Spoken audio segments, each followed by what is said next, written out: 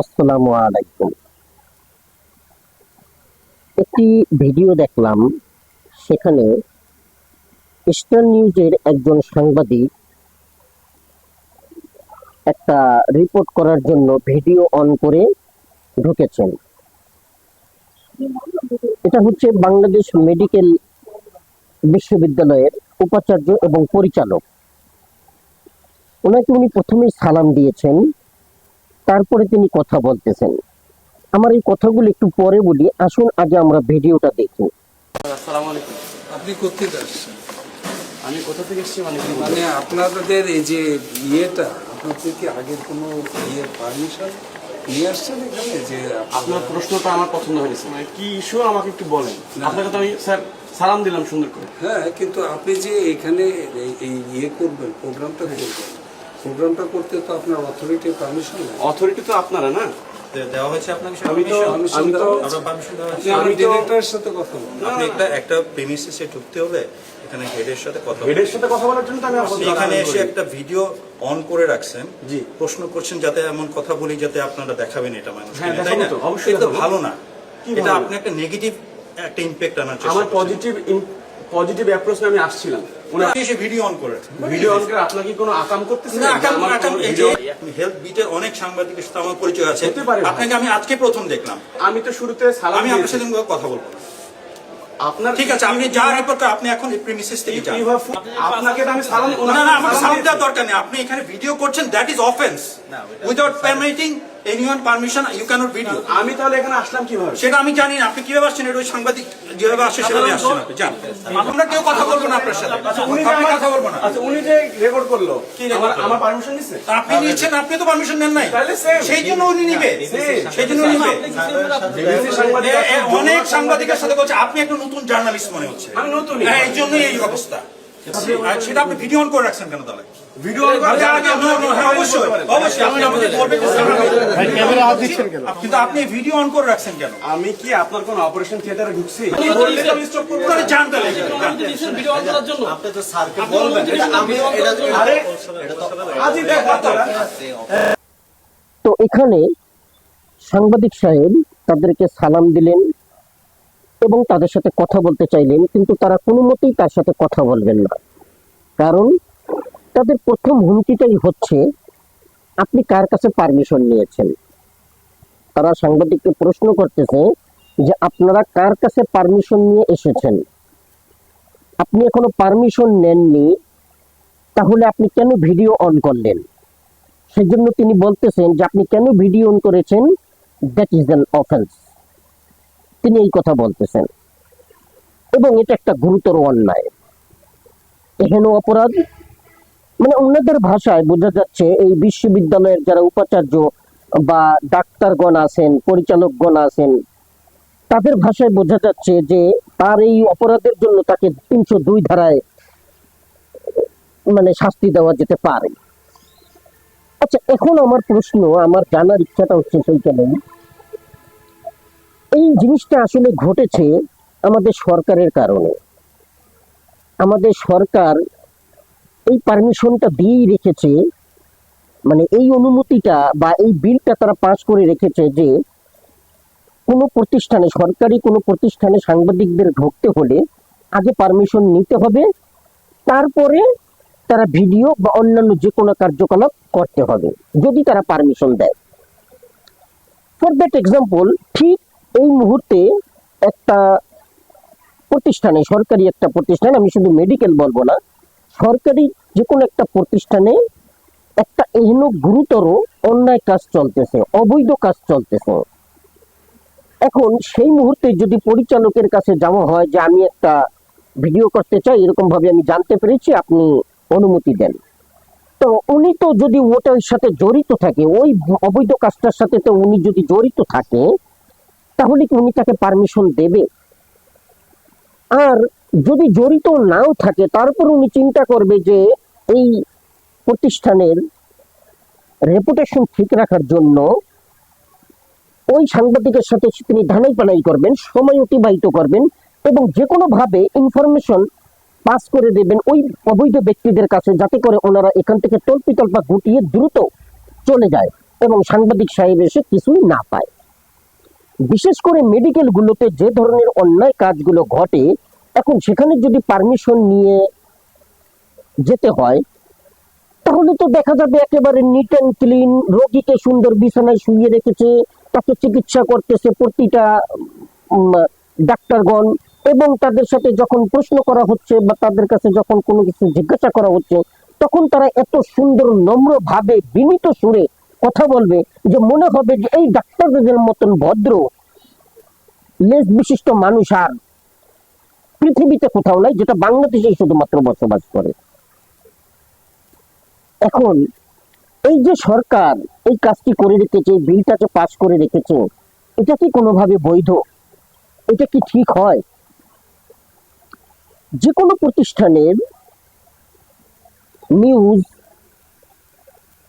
একজন সাংবাদিক যদি কোনো তথ্য পান যেখানে কোনো অপকর্ম হচ্ছে এবং সেটা দ্রুত একটা ব্যবস্থা নেওয়া দরকার বা এই খবরগুলো নেওয়া দরকার, এই ভিডিওগুলো ধারণ করা দরকার, তখন তিনি দ্রুত সেখানে গিয়ে সেটা ধারণ করবেন।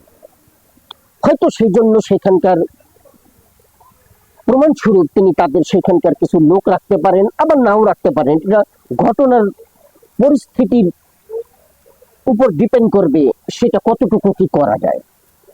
কিন্তু এই যে সরকার এই ধরনের সিস্টেম করে রেখেছে, আর এই সিস্টেমের জন্য এই অবৈধ সিস্টেম, এই যে অবৈধ বিলগুলো পাস করে রেখেছে, অবৈধ সিস্টেমগুলো তৈরি করে রেখেছে, এই অবৈধ সিস্টেমগুলোর জন্যই এনসিপির মতন দল এবং জামাতে ইসলামের মতন দলও আজকে সংস্কার চায়। শুধু তারা নয়, আমরা যারা সাধারণ জনগণ আছি আমরাও সংস্কার চাই।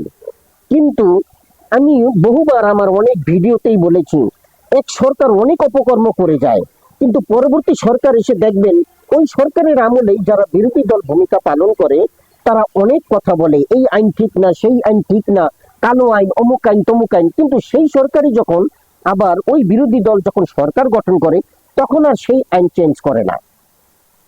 চেঞ্জ করে কি, যে সমস্ত ওই পূর্ববর্তী যে সরকার যে সমস্ত অন্যায়গুলো করেছেন তাদেরকে শাস্তি দেওয়া হয়, জেলে পড়া হয়, জেলে ভরা হয়, ইত্যাদি ইত্যাদি করা হয়, কিন্তু আইনের কোনো সংস্কার করা হয় না। আর এই আইনের সংস্কার করা হয় না বলেই আমাদের দেশের রন্ধ্রে রন্ধ্রে দুর্নীতি, এবং আমাদের দেশের সরকার প্রধান থেকে শুরু করে যত মন্ত্রী এমপি আছে এরাও এই দুর্নীতি করার চান্স পায়। আর এই দুর্নীতি যাতে না হয়, এই চান্সটা যাতে তারা না পায়, এই দুর্নীতিটা যাতে রোধ করা যায়, সমূলে বিনাশ করা যায়, সেই জন্যই ওইসব দলের মতন বাংলাদেশের আপামর জনসাধারণ সবাই চায় আমাদের দেশের আইনটা সংস্কার হোক। শুধু আইন নয়, বাংলাদেশের সংসদ, সংবিধান এবং বাংলাদেশের জুডিশিয়াল যে আইন আছে এই সমস্ত আইনগুলো পরিবর্তন অতীব জরুরি, অতীব জরুরি। কিন্তু সেই সংস্কার নিয়ে বর্তমান সরকার খুব টালবাহানা করতেছে। অতএব বুঝে দেখুন, ডাল মে কুছ কালা হে, আর কালাটা কোথায় এবার বুঝে দেখুন। বুঝে দেখুন আসলে বর্তমান সরকার কি চাচ্ছে, কেন তারা এই সমস্ত সিস্টেমকে লালিত পালিত করতেছে, কেন তারা সংস্কারের জন্য এত বাহানা করে, অথচ তারা বলে যে আমরাই তো সংস্কার চাই, আমরা তো সংস্কার করব। কিন্তু মেডিকেলের মতন এক জায়গায় গিয়ে সে সাংবাদিক ভিডিও করতে চাচ্ছে, তাকে বিভিন্নভাবে হেনস্থার শিকার করা হচ্ছে। আমি যে পেজটি থেকে এটি নিয়েছি সেই পেজটি যিনি এই পোস্টটি করেছেন, দেখুন তিনিও কিছু কথা লিখেছেন, শুনুন তার কথাগুলো। যিনি এই পোস্টটি করেছেন তার নাম হচ্ছে Sajjad Hossain, independent 24 TVA broadcast journalist. তিনি এটি করেছেন, তিনি কিছু কথা লিখেছেন, সেই কথাগুলো আমরা একটু পড়ি, শুনুন তিনি কি বলেছেন। ভিডিও ধারণ করায় সাংবাদিকের উপর চড়াও হলেন বাংলাদেশ মেডিকেল বিশ্ববিদ্যালয়ের উপাচার্য এবং পরিচালক। যেই দেশের সরকারি হাসপাতালগুলোর ওয়ার্ডে ওয়ার্ডে কর্তৃপক্ষের নাকের ডগায় অবাধে হকাররা ডিম, পেয়ারা, চা সহ বিক্রি করে নানা জিনিস, লাগে না কারো অনুমতি, সেই বাধা নেই, বাধা দেওয়ার কেউ। সেখানে একটি মেডিকেল বিশ্ববিদ্যালয়ের উপাচার্যের কক্ষের বাহিরে দাঁড়িয়ে থাকা দেশের প্রথম সারির একজন টেলিভিশন সাংবাদিকের সাথে কর্তৃপক্ষের এমন আচরণ অত্যন্ত দুঃখজনক। সাংবাদিকতা যদি সব জায়গায় সবসময় অনুমতি নিয়েই করতে হতো, তাহলে দেশের হাজার কোটি টাকার এত অনিয়ম ও দুর্নীতি কখনোই জনগণের সামনে তুলে ধরা সম্ভব হতো না।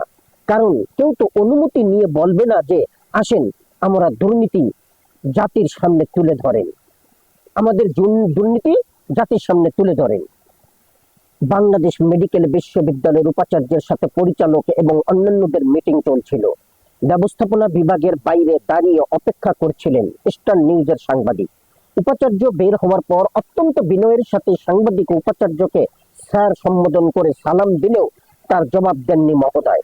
সালামের উত্তর না দিয়ে তিনি উল্টো অসৌজন্যমূলকভাবে সাংবাদিকের কাছে জানতে চাইলেন, আপনি কোত্থেকে এসেছেন? অনুমতি নিয়ে এসেছেন? আপনাকে আসার অনুমতি দেয়া হয়েছে?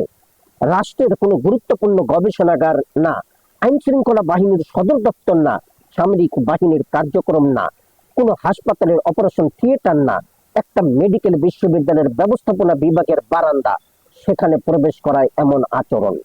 তাদের মনে দুর্নীতি ফাঁস হয়ে যাওয়ার কি পরিমাণ ভয় একবার চিন্তা করুন।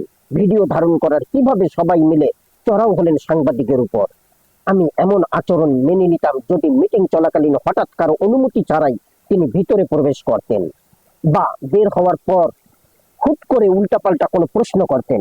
কিন্তু সাংবাদিক এমন কিছুই করেনি, শুধু ভিডিও অন রেখেছিলেন যাতে বের হওয়ার সাথে সাথেই অল্প সময়ে তিনি তার প্রশ্নোত্তরগুলো পেতে পারেন। গণমাধ্যম কর্মীদের সাথে এমন আচরণ সত্যি দুঃখজনক। তো এটা আসলেই অত্যন্ত দুঃখজনক। এই ধরনের সিস্টেমকে অতি দ্রুত পরিহার করা উচিত, সমূলে বিনাশ করা উচিত, সমূলে বাতিল করা উচিত এবং সংস্কার করে নতুন সিস্টেম তৈরি করা উচিত, যাতে সেখানে মানুষ কোনো প্রকার দুর্নীতি না করতে পারে। ধন্যবাদ। আসসালামু আলাইকুম।